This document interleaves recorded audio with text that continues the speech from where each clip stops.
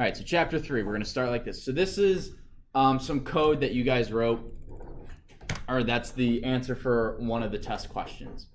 Now, what if I want this entire thing to run 4 times?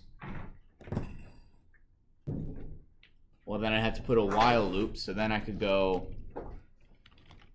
while x is less than 4, but wait, now I need to count x is 0, and then I gotta do all of this, and then once I'm done, I gotta go count x plus equal 1. So that's what I could do. Yes? Can you just put it all in a for loop? I could do that. Yes. Or a for loop. Glad you caught that. So that while that's possible, what if I want this section of code? Let's say in our video game, right? Our code to take away our health is, say, it's 6 lines. Do I really want to copy and paste those 6 lines in 4 different areas in my code? Can I do that? 100%. Is it the best way? No, because for every line, you can make a mistake, copy and paste it. So what we do is something called functions. And every time we've used range, input, or print, or int or string, we've used a function. A pre-written function saved in Python that we pass what are called arguments to. So in input, we are passing an input, or we're passing an argument of a string that then displays this information. It displays how are you doing, or how many employees. And then it waits for us to interact with it, and then it returns other information. Yes? If input is a pre-written function, then what's the most basic, like what writes the input function? Oh, people who have already written code. I mean like what makes up the input function? Like what commands do they use? Is it more basic than Python? I don't know. I'd have to find the file. I have no idea where it's saved. And it's one of those things that if you mess up, you'll break Python and you'll have to uninstall and reinstall. So is it the worst case scenario? No. But like just when we used like when we used rand int, we gave it some arguments. We gave it 0 to 10 and it returns a number to us. What we're doing is we are saying, hey, here's some information. I want to use this function. I want you to give me something back. So what we're going to learn is we are going to write our own functions. Now, the simplest way to explain it is you add 2 lines of code. Well, technically, you only need to add 1 line of code to make this into a function. Oh, oops. No. There we go. What we do is we need to use the command define, and then we have to name our function. So all we do is we type def, and notice it changes color. So that means it's a command. And then what do we want to call this problem?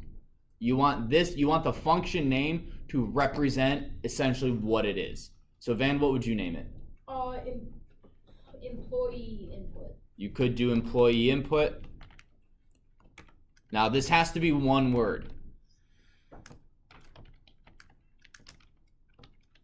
Okay? So this is now our function. We have to put parentheses around it just like we do with all the other functions that we use, because that houses whether or not we're giving it information. Does that make sense? We're not giving any information to this function, so it's going to be blank, and then you have to put a colon. Just syntax it. Yes. So it's sort of like a div tag, and then you put CSS inside of it to define how it acts, like that. If I'm going off of what I remember from web design, yes. Okay. Yeah. Now, because it has a colon, everything inside of it has to be indented. Boom, we have our function. But you'll notice, let me save this function intro. Student resources. Wait, My code doesn't pop up. Matthew?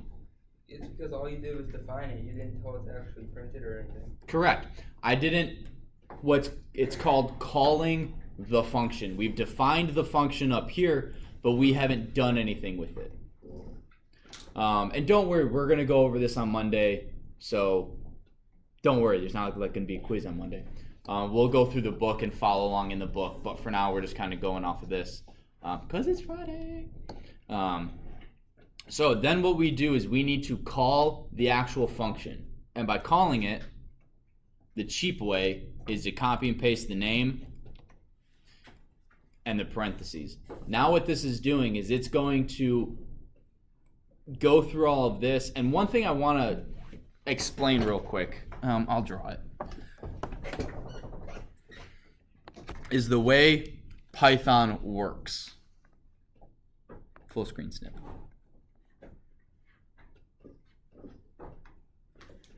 So the way Python works, Carter, paying attention?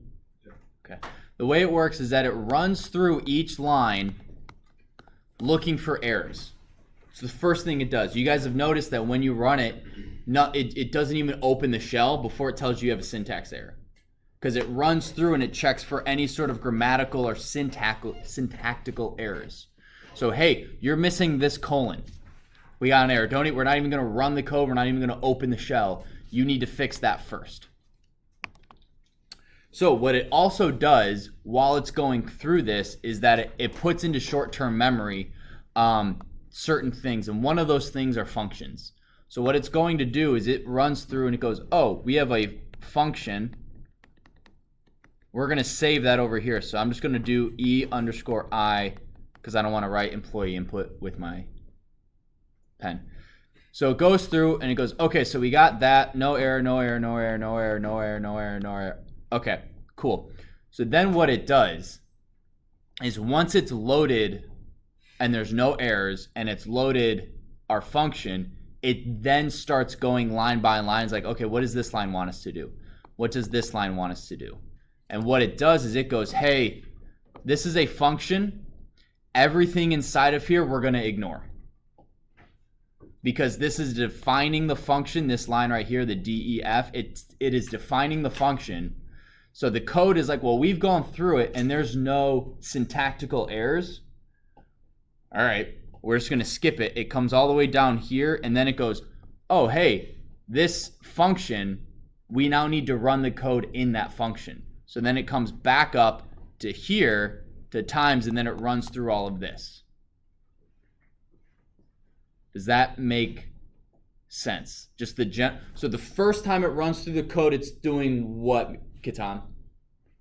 First time it runs through the code, it's checking for syntactical error. Perfect. And then the next time and what is it also doing? Nick? I have no clue. You have no idea? What? That's errors, that's it. What Function. Is your name Nick? Yeah. I didn't hear what he said, so you have to say it. So it stores certain information into memory. Right now, what it's storing is it's storing this function. Zeke.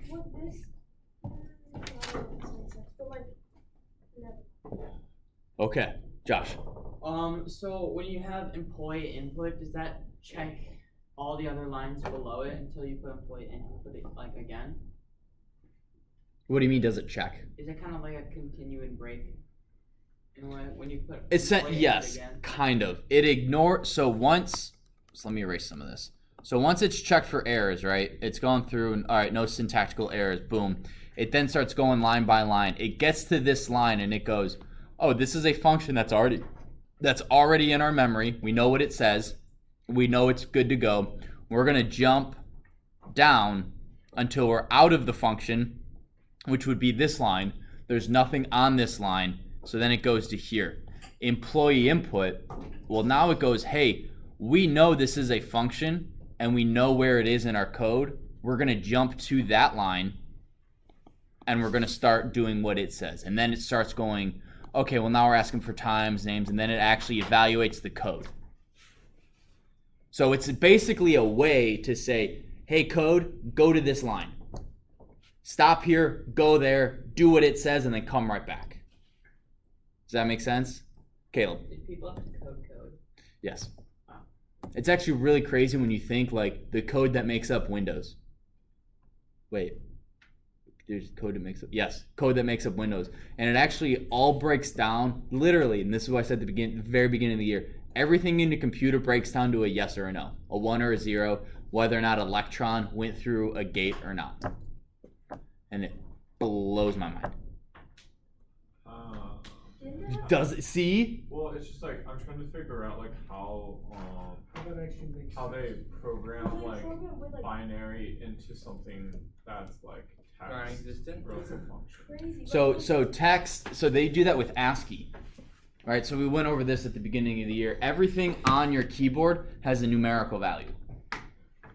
I think A is 56, capital A is 56, lowercase a is 92 or something like that. So lowercase a has the number 92. So if in my computer I push number A, that gets the letter A, that gets essentially, oh, that's A. We need to break that down into 92. 92 needs to get broken down into binary. That binary needs to get sent to the processor. The processor needs to deal with it, and then the processor needs to output binary. But then we have to take the binary, translate it to ASCII, take it from ASCII, translate it into the letter B, and then display it. And does it all like that? It does it all in like a blink of, literally less than a blink of an eye. Like near the speed of light fast. Like it's crazy. Okay, wow, we got a lot more questions out of that than I thought. We're gonna start with Matthew and work our way that way. Where did they like start in the first place? Yeah, how they start? Yeah, they used to code with paper, so you'd have a machine. That's awful. And those of you who have seen the movie Hidden Figures, and that might actually be a good thing to Wait, what's it show. about again? Wait, what's it about again? It's about three ladies in the 50s, black yeah, ladies in the the 50s who were. Don't they build like a rocket from NASA? And like, No, they don't build a rocket. well, What they they help design or something. They help code or like do the math. Aren't they like women? Yeah, that's what I said. Oh yeah. Yeah, so not only are they dealing, so it's a really good movie. And Yeah, that's where the it's a term good computers come from, is They're really because they. smart. Stop interrupting me, Caleb. Sorry. That's where the term computers comes from, is people who would compute, and it was these ladies at NASA, and they were like better than everyone else. I saw the movie once, and I can't remember. It's like African American woman, Mhm. and at the time it was like not really, they weren't seen as equal. Yeah. All right, guys. So have a good weekend. No homework. Starting Monday. All right. End of video.